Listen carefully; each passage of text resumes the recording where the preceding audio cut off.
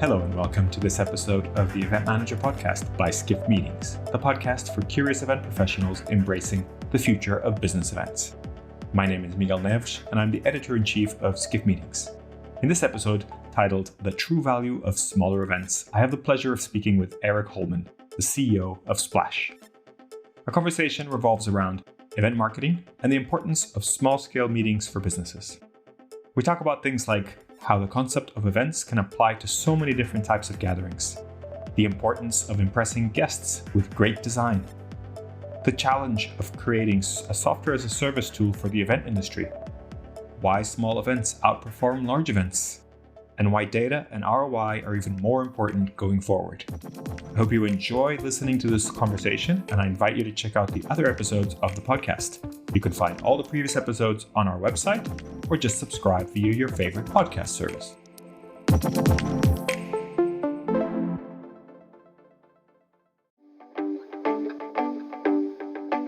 And now for a word from our sponsors, PHL Life Sciences, a division of the Philadelphia Convention and Visitors Bureau. Host your convention or trade show in Philadelphia, one of America's leading life sciences hubs. PHL Life Sciences, the first and only CVB division of its kind, will connect you to the professionals at the forefront of your industry and to a culture you can only find in Philadelphia. A city known for its rich history that's forging a bright future, Philadelphia challenges the expected and defies convention. A world of discovery is waiting. Visit phlife.com to learn more.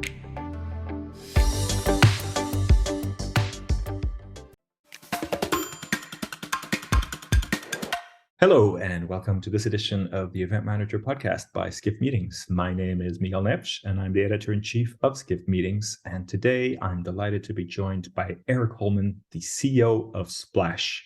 Eric, welcome to the podcast. Thanks, Miguel. It's a pleasure to be here. Well, so nice that you are able to join us. We've only recently met, very, very recently. So I'm as curious as anybody if you could do just a quick introduction about you, how you encountered the event industry, and take us through a little bit of your journey so far, so we could get some context into this conversation. Yeah, you bet. I'll try to cram 25 years into 25 seconds. I was very fortunate. I was working in the catalog industry when the internet became publicly available, and it transferred the skills really well from print to digital. And since that time, spent my entire career in marketing technology that was really about brands engaging their customers and prospective customers. And I followed from the database days through CMS, through email marketing, through a lot of mobile marketing technology, and then ended up in event marketing with Splash about 2.5 years ago, about 5 minutes before the pandemic started, and really wondering if I made a tragic mistake all these years staying on track and suddenly working for an event technology company as the pandemic shut down events. I started as Chief Revenue Officer at Splash, and about a year ago in June 2021, took over as CEO. And I've enjoyed it very much, built a lot of new muscles and learned a lot about events that I didn't know was behind the scenes. Excellent. So you took over from the founder, I believe? Yes, from Ben, who's still very actively involved in the business. Wonderful guy. Okay. And how does that relationship work? Do you have a kind of clear line of kind of who manages what and how it all works? Yeah, we do. Ben is gifted when it comes to events and event experiences. So we have him on as our head of event strategy. And anybody who wants to talk about, what's the next great thing to do at an event to engage your audience better or to get more of the right people, he has more wisdom and knowledge and experience in that than anyone I've ever met. And he also has a ridiculous amount of charisma. So he's a lot of fun to spend time with, and the culture of the company absolutely loves him. So we're really fortunate to still have him very involved in the business. That sounds great. And so I wonder, do you have a kind of recollection of when you first really came into contact with the industry? It sounds like you sort of moved from business-wise, you came from more of a tech background and kind of went into events. But was there a specific moment when you kind of realized that there was this thing called event industry and people that were kind of, cared about designing events and putting events together? Was that sort of already while you were working for Splash, or did you have kind of event experiences before that kind of led you into that? Yeah, it's most of my career has been in the marketing or sales leadership side of companies. My very first encounter with events, where I was responsible for some events, was actually when I was at Sears back in the 90s, and we were building the first website for the company and launching gift cards and other really interesting digital things. And to promote that, we started doing events. Sears already did like NASCAR events and grand opening events, and so I ended up running a small events team for a while to promote our new capabilities, and really learned how incredibly difficult every event was. And every event was so bespoke and took so much money, had so much risk. And we all do the same things. We try to create checklists to make sure that we don't make a mistake or skip a step. And it's like a pre-flight list. And I think everybody has those lists today. And over the years, and especially on the sales leadership side, I found events to be so powerful for kind of mid-funnel and customer relationship development. Smaller events were better than the bigger events for the most part, and just got very good at doing repeatable events. But it's just very difficult, building the website and connecting to the Salesforce and all that stuff. And I actually came across Splash as a customer about 7 years ago, and have been a customer twice before I joined the company, and just fell in love with the magic of what can you make repeatable and automated in an event, so that you're not spending all the time doing repeatable stuff. You can spend your time actually creating great experiences and driving ROI. And that's how I fell in love with Splash as a user before it became CEO. That's fascinating. And so, just a bit of a fun question, but it might lead somewhere interesting.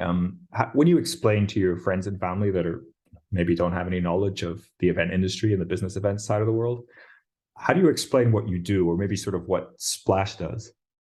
Yeah, well, probably know this better than I do, but one of the worst words in the English language is event, because it can mean anything from a birthday and bar mitzvah to a Dreamforce into Mexico, right? It has so much meaning and width that almost doesn't mean anything. And so when you tell somebody that you do event marketing, that everybody has a preconception of what that is. And the funny thing is what you get compared to, and people talk about, oh, it's like weddings. Like, well, we don't, we're more on the business side. Oh, so like a Dreamforce. Well, we don't quite do the big events like that, the bespoke ones. So I spent a little bit more time talking about how would you, if you were creating an event for the business you work for, everybody works for a company at some point. What are the things that you would make most important in that? And what are the things that you would have to do manually? And it always ends up with a great discussion around, yeah, I really want my website to look great. I really wouldn't have to want to worry about the data, the registration. I just want that to be taken care of. I wouldn't have to worry about sending emails as reminders and sending calendar appointments. And that's the stuff that we do. And people generally get it. And they usually end up going back to, oh, like at a wedding. So you just can't escape this terrible word events. And I wish we could come up with 7 or 8 other words to describe events, but that's what we got. Sure, it's a great point. And I think if you add sort of computing terms and technology, there's also events in there that, if you're using Google to search for stuff, sometimes that pops up and gets even more complicated. Yeah. So, my knowledge of Splash is somewhat limited. I remember coming across Splash back in the day, Splash Vats, I think, still the website. I think it was more involved with the name before. What always kind of impressed me about Splash was the idea of it being, this event landing page that was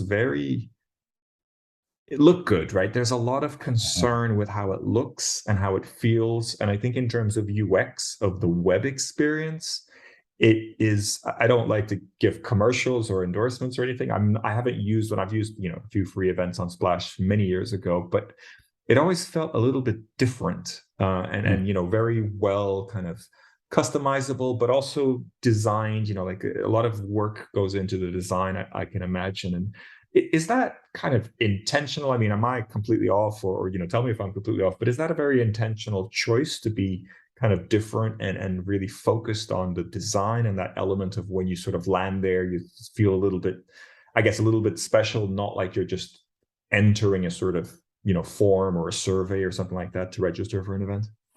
That's such a beautiful way to describe it. Yeah, that is very intentional. We cherish design above everything, and Yeah, you think about it, like if in the real estate business, they talk about the curb appeal of a house is what sells the house. You got to get somebody to like the outside of the house before they want to see the inside of the house.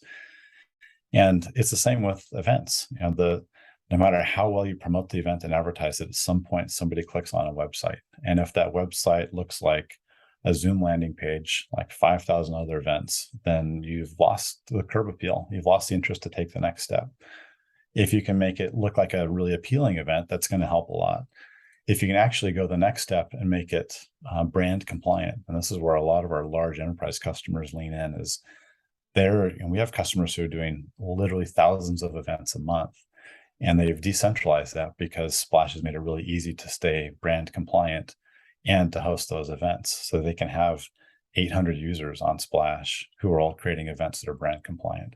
But there's nuance with each event, and so you want to be able to customize that look and feel. There's things like invitations and emails and cards and social sharing that you want those to all look and feel the same, and without having to go in and design the email template every single time.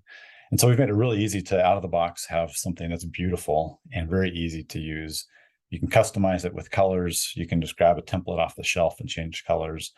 And then if you really like it, you can just hit clone and do it for the next event. And that's the magic of software in the event industry, I think, is not everything can be cloned like that. Some of the experiences that you have in an event really have to be managed by a human. They have to be bespoke and managed very carefully. And that's part of what makes an event magic.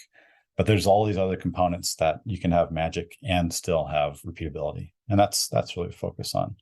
But I also want to make sure I don't underplay one of the other big important values that we have is around data, because we are at the core a registration capability, and that gets into data. And between GDPR and CCPA and all the other requirements, and we ask for dietary information at events that starts to get into very personal information, and so the ability to manage and govern that data is just as important as the design piece, if not more so.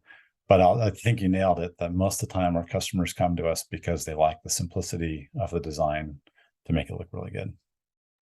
It sounds like an interesting balance, because from what I remember, there was sort of templates built in that just look good out of the box. And I think for the average user, sort of the simple user, I think they are really easy to use and implement, and especially if they follow through in the invitations and the thank you pages and all those kind of things, it just sort of is easy to make something look good, which isn't as easy with a lot of other platforms. But from what you're saying, then you can also then customize those or bring in your own designer and do whatever you want, and then kind of lock them down and go kind of enterprise level. And is that sort of your client base? Would you say it's more focused on this kind of enterprise level? Is that the majority? Yeah, well, by count, about half of our customers are large enterprises, more than 1,000 employees, and half are less. But many of those are kind of mid-market and medium-sized companies.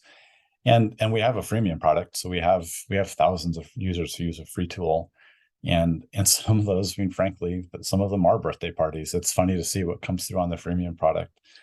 But for the most part, we've really built the business, and we market to large enterprises, and we market the design capabilities and the data governance piece, and all of the.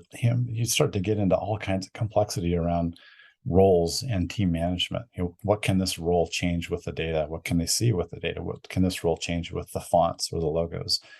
And so we do a very intentional job of building enterprise software, but it's usable for everybody. It's very easy. It's very, very easy. I mean, the two companies I was at when I used Splash previously, one at the time was only a $5 million B2B company. And so we were able to, with a administrative assistant running our events, we could easily pull it off with Splash.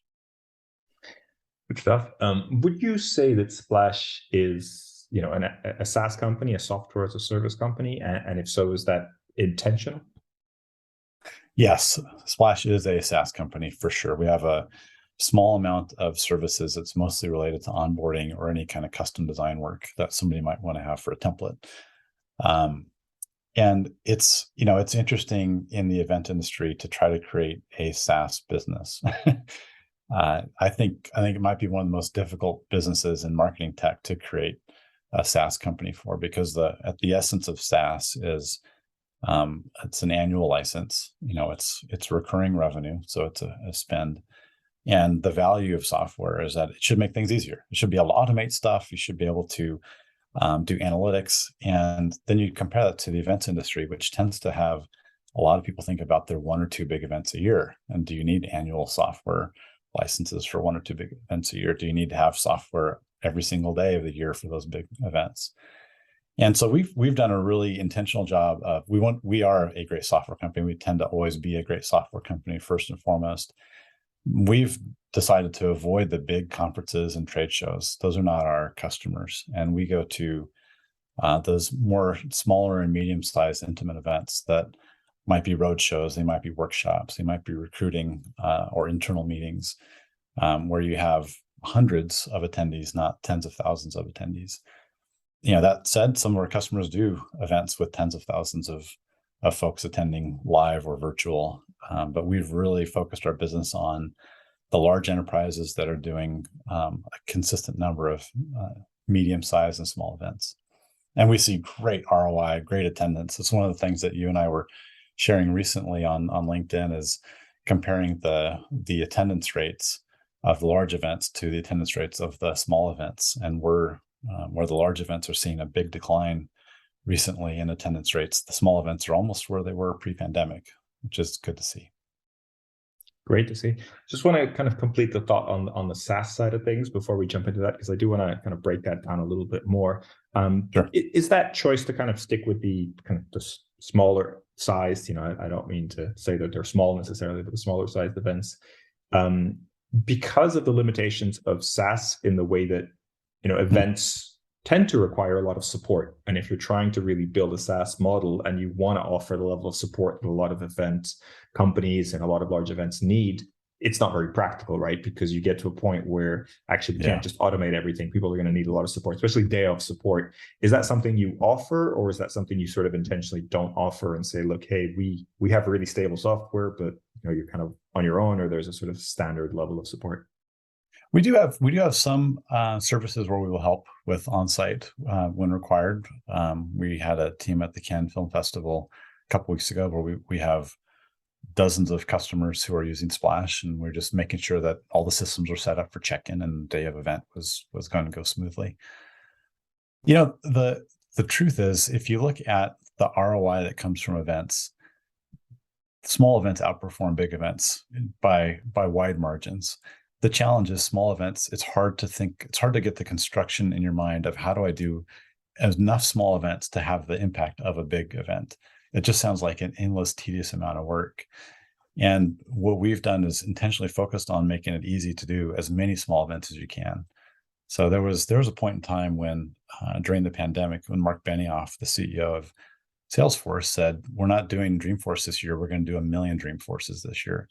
And Splash was a big part of that tool set.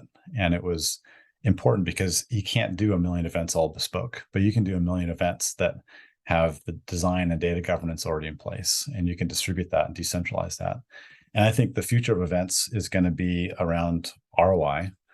During the pandemic, marketers learned a lot about how to measure ROI from virtual events, and those skills and muscles are going back into the in-person events that are reemerging. And they're also going to be decentralized. And we're small teams. It could be a sales team, it could be a local marketing team, it could be a recruiting team, can execute an event without having to move heaven and earth to do a big event. They can do lots and lots of small events. Okay. So a big believer in small events, I can see. I absolutely have the passion for it. In terms of your, the pandemic and how you changed or didn't change Splash, could you just take us through that a little bit? I mean, obviously virtual events kind of blew up early on in the pandemic. What changes did you make and kind of how did you see that from the Splash perspective? Yeah. Like I said, I joined just minutes before, I joke minutes. It was actually 5 weeks before New York City shut down during the pandemic. And at that time, Splash had single-digit % of customers who used Splash for virtual events. And so it's like 5%, I think. And all of that was really run independent of Splash. They were customers who just built their own integrations into some virtual tools. Then overnight, we had to change priorities. And we did the right thing. We went and talked to customers to see what is it they needed. And most of our customers are big enterprises. And they said, we have an event schedule. We have to keep the event schedule. We just can't do it in person anymore. That was objective number one, help us keep the event schedule. Then objective number two is we don't have a virtual system that's all in one, and we don't have time to go out and RFP one. The procurement's going to require it. So can you just integrate with the tech we have? Can you integrate with Zoom Webinar and On24 and Vimeo?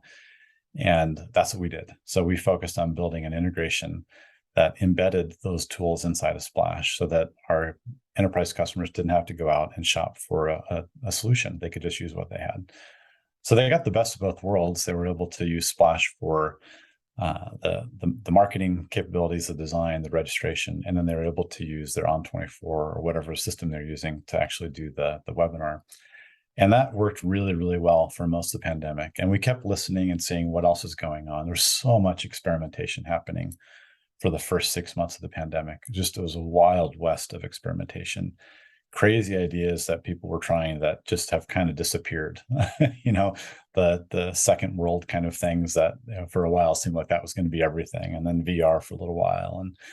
And it was interesting to see what finally landed. And that's when we asked our customers again, what's working for you that you think is going to survive past the pandemic that you want in your virtual toolbox? And that's when we launched our own tool called Splash Studio, where you can have all the benefits of Splash, but you also have a virtual capability with all the networking and the backstage and the green room and all those production capabilities in one spot. So it was quite the journey. When talking to our customers through that pandemic, we never really heard people say that virtual is going to be here forever at that new scale. What they said is at some point it's going to return back to something like it used to be. And as the pandemic went on, our customers started to say, well, virtual is actually working really well to drive high volume. It's very top of funnel, high volume play, but our in-person events are mid funnel and they're closing plays, they're customer relationship building. And so it's going to be post-pandemic, a mix of both of these capabilities. And that's what we think of as hybrid now, is more around the mix of these programs.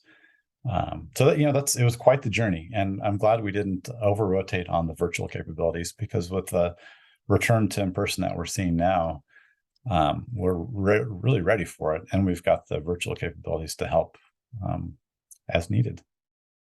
Would you, in terms of kind of where you're looking at it right now, are you still investing in developing the virtual tool? And if you are, could you give us some sort of indication of how much investment or how much of your kind of resources is focusing on creating better virtual events as opposed to creating new systems for kind of registration and things that are more focused on the in-person side, or both? Yeah, no, that's a great question. I would say at the end of last year, at the end of 2021 and the first quarter of this year, probably 50 to 60% of our R&D resources were on virtual. In Q3 this year, it's around 15%. We've got the tools that our customers need, and there's a few things that we're enhancing, but it seems to have kind of reached a steady state. And the rest of those resources are going to some of the in-person capabilities and some other things that we're focusing on. Really, I think there's still so much room for invention and innovation in this space. And so we're spending time inventing new things that haven't been seen yet. Anything you can preview, or any kind of direction that you can let us know where you're thinking? Yeah, I mean, it's not going to be like, we're not landing on the moon. We're not pulling a Musk move here. No rockets involved.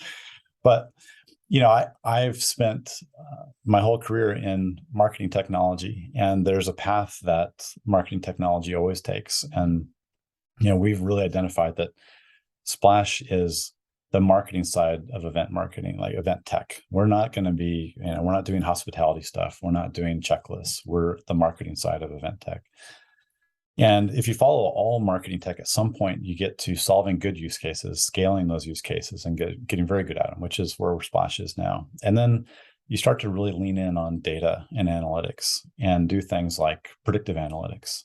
As an example, with Splash, you should be able to, in the future, you'll be able to start your event and within a few hours be able to predict what the registration and attendance rate will be based on past performance and based on cohorts of similar customers.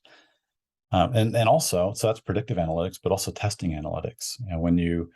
When you launch a splash registration page, instead of launching one page, maybe you launch 5, and within a day, we automatically pick the highest performing version so that you get the best registration, the best attendees, or the right exciting, titles. like A/B testing for registration pages and event marketing, which sounds pretty interesting. It is, yeah, and it's going to not just make things easier, but much smarter and higher performing. Our mission is so much about making it easy to host events, and that's we want it to be click button, and the tool does all the hard work for you.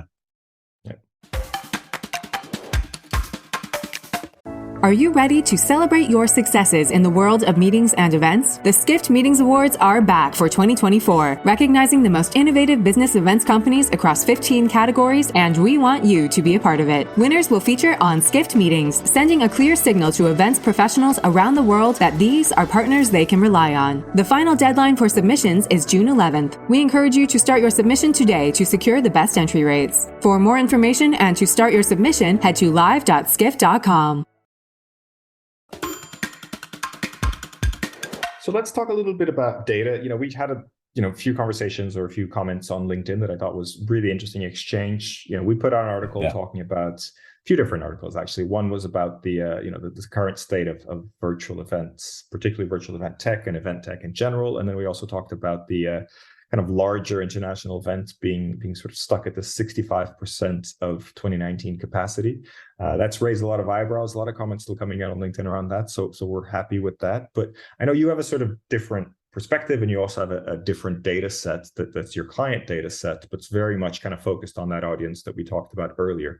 So can you take us through a little bit of that data? Obviously this is audio, so you might have to narrate a little bit of kind of what you're seeing, and what do you think that really means for the industry? Yeah, as far as the it's really interesting to be able to see this kind of data, and when you posted that article, it just had me scratching my head like this. It's not what we're seeing in the data, but we do the small events, and so I rang up a couple of our really smart folks. Give credit to Zach Napolitano live here and now, because he really ran this for me, and it was really impressive. Of what's going on with our platform when we look at the thousands of events that we're seeing, which are all the in-person events, which are all kind of small, medium size, generally in the 75 to 150 attendee range. And what are we seeing from registration? What are we seeing from attendance? And how does that compare with over the years and the last several years?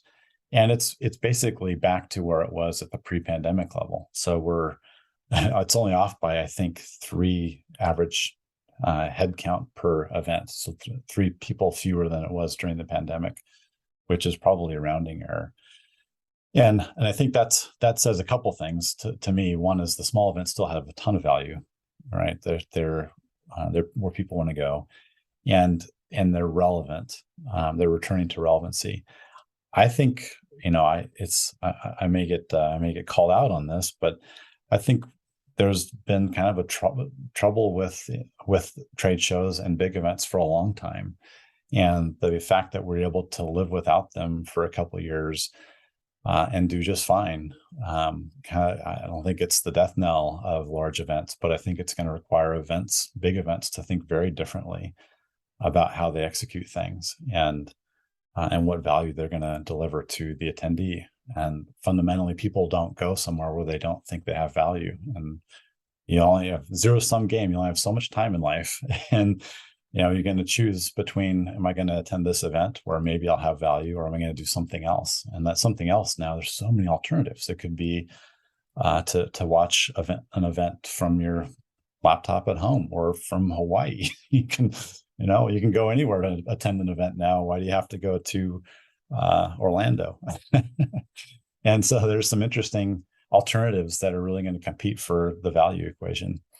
And so we're excited to see that small events are still getting traction. I think that there's other factors in there as well. There's still concerns about pandemic, and large events definitely still weigh on there. And I think as those eventually ease, although I don't see that happening in the immediate term, as those concerns start to ease, maybe we'll see larger events attendance improve. But I really hope that this is a red flag to the trade show industry, that it's time to think things through very differently about what kind of value and experiences they're delivering. Yeah, fascinating. I think a lot of the event industry will be happy to hear that to some extent. And we like to talk about the big events, but ultimately we know that it's the small events that are the bulk of the industry. So I think that's really important. You talk about red flags, and I think it's an interesting perspective. We've already talked a little bit about the qualities of Splash and the marketing side of things. Are there any things that you would recommend or that you see in the future for the larger events, the trade shows, those kind of things that you think they could improve on that will kind of, let's say taking COVID away for a moment and not kind of talking about, how COVID necessarily impacts larger events more if it does. Any advice you would give them or any kind of topics that you think would be really important to address that they may not be addressing yet? Yeah, I think there's a lot of things. I think I would start by recommending they just blow up the trade show. The walking the halls is one of the least productive uses of time for an attendee or a sponsor. Now, what value I've been to millions of trade shows and spent so much money in my companies over the years on trade shows. And really the value you get is those meetings that get set up in advance and an occasional random, really good prospective customer who walks by and shakes the hand of a sales rep. So if the value is really around those meetings are set up in advance, usually with customers or kind of mid-stage prospects, then how do you rethink the trade show to be more about creating those intimate experiences a little more naturally? And if there's a little value around the random prospects who show up, how can you improve discovery and alignment of the attendees' needs with the seller's needs before the event or during the event, instead of just waiting for the random things to happen? And trade shows, back in the day, 30 years ago, they were really important. They were buyers markets, and that's where you did discovery. But the internet changed that decades ago. It's a funny thing that we still think about trade shows as a discovery route, and it's just really not. It's a very unproductive discovery route. So That's maybe really start there. Yeah, blow it up. Blow it up. No, I think when you first said that, I was like, "Uh-oh, I think this is going to be a little controversial." But I think you make it an interesting point. And kind of paraphrasing you a little bit, I don't think you're saying trade shows don't work. What you're saying is maybe booths and this idea of this huge horde of first timers and people that don't know anything about your business are going to walk up and want to do business with you is a bit of a myth, and actually pre-scheduled appointments and maybe not making the trade show as flamboyant. I think there's probably exceptions if you're looking at the B2C world where like a CES where people come in from all sorts of places, it's a bit different. But we're talking about B2B trade shows. I think you may have a point. I don't know how much a flashy booth or excellent champagne is going to really make you find that great customer. You're going to find the people that have a taste for champagne, right? That's exactly right. You're attracting the people you mean to attract by accidentally attracting the people you mean to attract. So what about, does Splash have any plans to jump into that? Or is that just, definitely a conscious, like, no, let's not touch that market. That's not really a thing that we want to tackle. We don't, the way the market's currently designed, we don't see that we can create any additional value there. And we see that the best value that Splash can create is helping to make the smaller events very, very easy to drive ROI from. And we're great at it. And so that's, we're absolutely committed to the smaller events. They're just so much better, and they're so difficult to execute unless you have a tool that does this kind of work for you. I like to think of it, when I watch my teams in the past who are using Splash as they didn't have to worry about creating the website, connecting to Salesforce, connecting to Marketo, sending reminder emails, like all that stuff was taken care of. All they had to worry about was we need a small venue. We need to make sure that it's has the right menu options. We need to make sure we have a speaker or two who are relevant. And then we focus our time on getting the right people to attend. And that's what event people should be doing, is figuring out how to get the right people to shake hands with our right people, and just make that over and over and over. It sounds like you've picked your lane. You know what you're strong at and which type of events are good at, and That's you right. have your advice. And yeah, and I tend to agree. I think when event planners and managers have a lot on their plates in terms of the marketing and in terms of the technology, it's not the best recipe, right? Because it's a whole industry in itself. It's a whole thing in itself. Yeah.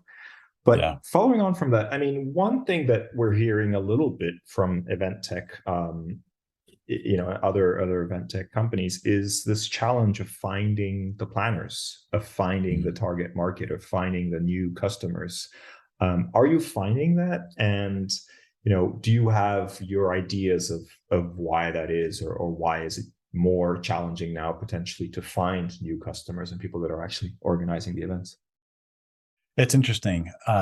We've heard a lot about that as well. And when we look at our customer base, the majority of the people that we're selling to today were not at that company pre-pandemic. So they've never actually thrown a live event for the company they're working for. And so they're not just starting from ground zero about how to throw an event for their current company. They're having to go back and see what worked, what was documented, what systems did we used to use, like who was involved. And so I think there's a lot of internal focus for those folks on how did they used to do this so I can do it right, or at least not do it wrong.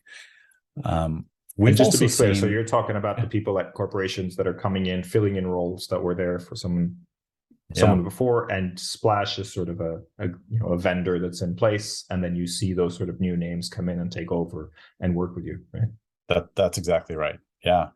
And we're teaching them how to use Splash for in-person events. They've been using it for virtual events for 2 years. So it's a lot. That's a fun kind of learning. Unpivot or some kind of transition, right?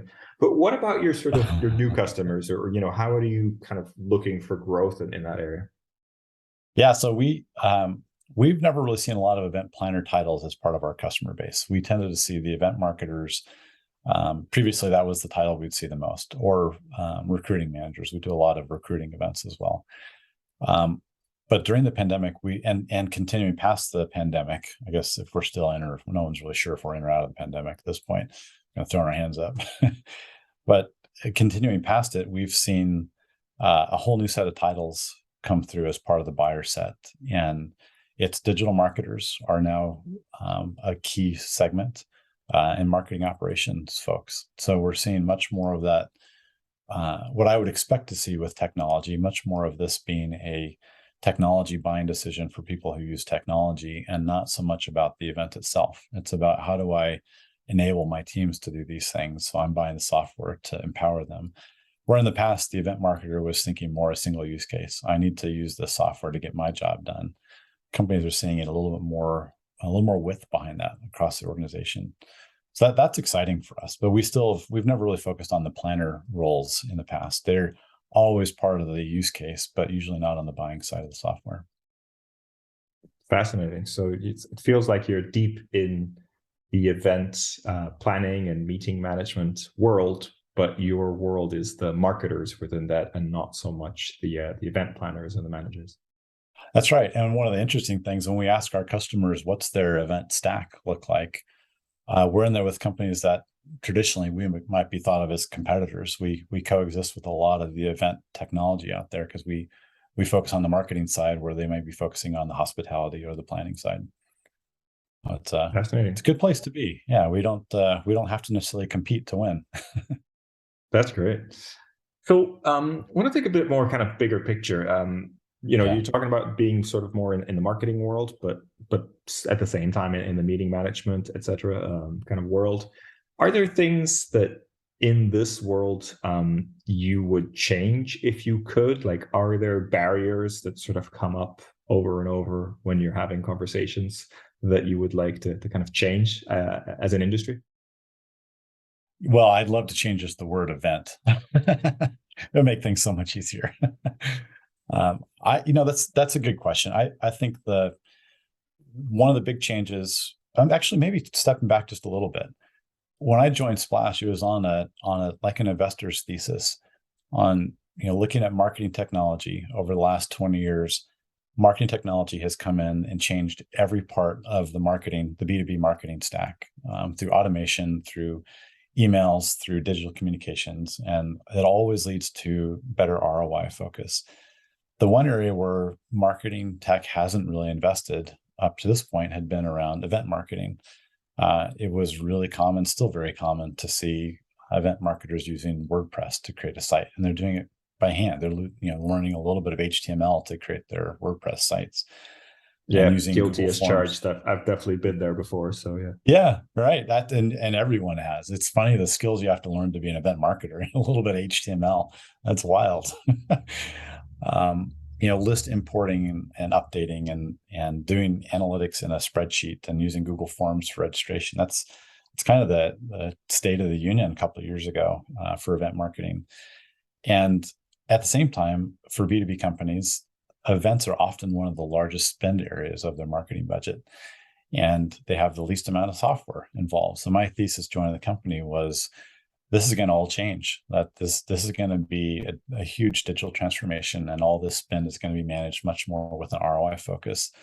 And also, you talk to a lot of folks in events, and they'll tell you the way that they measure their success is often registration and attendance numbers, and it's hard to distill real ROI out of events. And I think that's all changing, thanks in part to the pandemic and thanks in part to new technologies coming out. And so when I think about things I would love to change in the industry, it would be, let's really talk about ROI. Let's really have a conversation around event ROI. And it can't be about how many people registered and attended. And it can't be about, did the sales team feel like they had good conversations, or did we see stage one pipeline? It's got to be ROI that flows all the way through the business so that you can actually make better decisions for the next event. And I think there are definitely some amazing practitioners doing that today. And I see them in our customers, and they're rigorous about it. But I would say the industry as a whole still hasn't gotten there, and maybe still years away. And if I could change anything, it would be, let's take all this money we're spending and make sure that it's driving real ROI and improving every time we do it. Yeah, excellent perspective. I think it is very valuable and very unique. Any insight into why you think that hasn't been a priority, or as much of a priority as it should be until now? Yeah, I think it comes back to the bespoke nature of a lot of events. We created this, you even look at Dreamforce year after year. Dreamforce every year is really different. There's some things that are common, but it's like it's reinvented every year. So the focus has been more on, okay, we did this thing. It was really big. How many people attended? What kind of pipeline do we see coming out of it? And next year, we're going to do it all differently. So we don't really have benchmarks to compare to. And it's just moving to the next thing. Event planners are the busiest people of any organization. And if the systems aren't pre-wired and configured to analyze this data, who's going to do it? And an event planner who's just running from event to event just doesn't have the capacity to do it. So I think we tend to take and I'm guilty of this for decades of working in events in my marketing teams, of saying, well, that's good enough. Okay, we don't have time. We got to go back to the next event. and this is why I'm happy to see titles like marketing operations show up in our business pipeline, because those are the people that wire the systems to make sure there's accountability to numbers. They ask, what should the expected result be from this, and they measure that expectation against reality, and then they demand improvements. And that's exciting to me. We're seeing a sea change in that. Yeah, it sounds to me that it's part of the solution, or part of the issue is the interoperability of the different tools, which I think for a large part we've solved. You talked about all sorts of integrations, but a bigger part of the problem, it sounds to me, that is actually proving the worth, right? And then kind of getting to the right boardroom level to kind of say, hey, we know what pipeline we've got out of this. We know what these things are providing us, and therefore we need to invest in this and create kind of continuous conversations about these topics. That's exactly right. And if you don't do that, you can't actually improve the results of the next event. And I think that's the other thing that comes out of really good ROI tracking, is you're starting to track some of the nuances within events that actually made a difference. Which sessions or speakers or locations or menu items or other attendees or networking activities created the impact. And ROI is just the very beginning of that conversation. I think it should be a very disciplined marketing function. And I think it's getting there. Some organizations are wildly disciplined, and I love to have those conversations. And others are just starting to build the roadmap to get there. Interesting. Well, Eric, thank you so much for all this conversation. I think it's been really fascinating. I talk about ROI a lot. I have a feeling that a lot of people shy away from that conversation. A lot of people on the planning side, but it does sound like you're making a great case for it, and not just for Splash, but for any tool that can kind of get in there and help people decipher those things. I think it's worth investing and understanding the possibilities there. Yeah, I agree. I'm excited to see what this future looks like in this space. Excellent. So I wanted to get your recommendation for someone else to have on the podcast. I think we'd like to keep the loop going of great guests, and then thank you for being on. So I'd love to hear who you have in mind or any ideas you have. Yeah, definitely. Actually, back to that ROI sentiment, I would love to see. I don't have a specific name, and we can try to drum up some specific names. But some of the folks who made investments during the pandemic in the event tech space and post-pandemic, how they're looking at the world, and what was their thesis going into that? What's their revised thesis now in this new market? I'd love to hear how they're approaching it. Fascinating. Yeah, I think we do a lot of work on that investment side, and I know that mainly your investments came before the pandemic, so it'd be interesting to get maybe a perspective of a couple of different investors. Maybe we can have more than one person on the podcast. There you go. We could do a panel. Exactly, a panel podcast of investors. Great idea. I think we'd love to have some investors on, so we'll try to make that happen. Eric, thank you very much for being on the show. It's been an absolute pleasure, and keep in touch. Look forward to hearing more about what Splash is doing in the future. You bet. Thanks, Miguel. I really enjoyed the conversation.